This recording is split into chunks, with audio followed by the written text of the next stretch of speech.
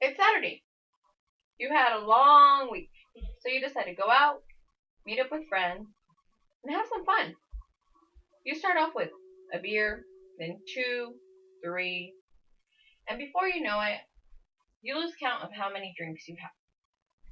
You're out, feeling good, having a pretty good time, and nothing else matters. Soon, it's time to go home. With unbalanced steps, you make your way to your car, reach into your pocket, and take out the keys. Now, stop. Take a moment and ask yourself, am I sober enough to drive? Some may answer yes, others may answer no. But before you decide to turn the ignition on, you may want to consider some of the consequences that come with drunk driving. The consequences of drunk driving range from legal to monetary, and in some cases can possibly end up fatal. First, consider the legal consequences. You can face jail time, probation, license suspension, the possibility of being required to install an ignition interlock device in your car.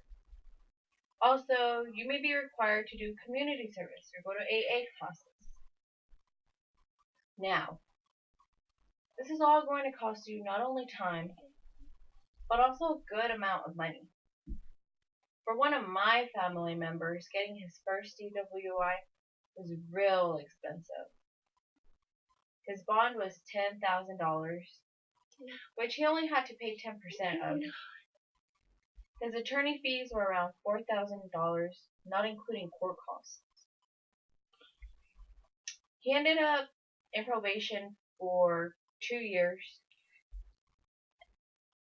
and he was paying $400 monthly. He also had to pay AA classes, and his car insurance rates went up. So in total, he ended up paying around $20,000 for his first DWI.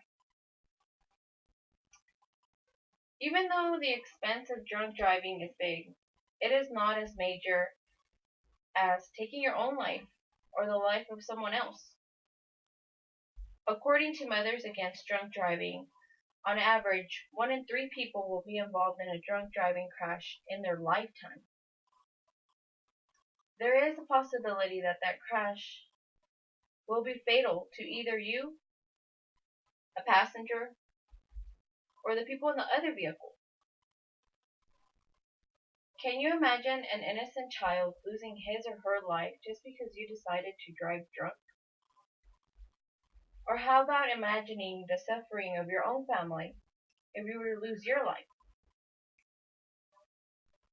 In conclusion, drinking and driving is not worth the consequences. All the money and time spent can be spent doing something enjoyable, like taking a vacation, for example. Think of all these consequences before turning that ignition on, and don't drink and drive.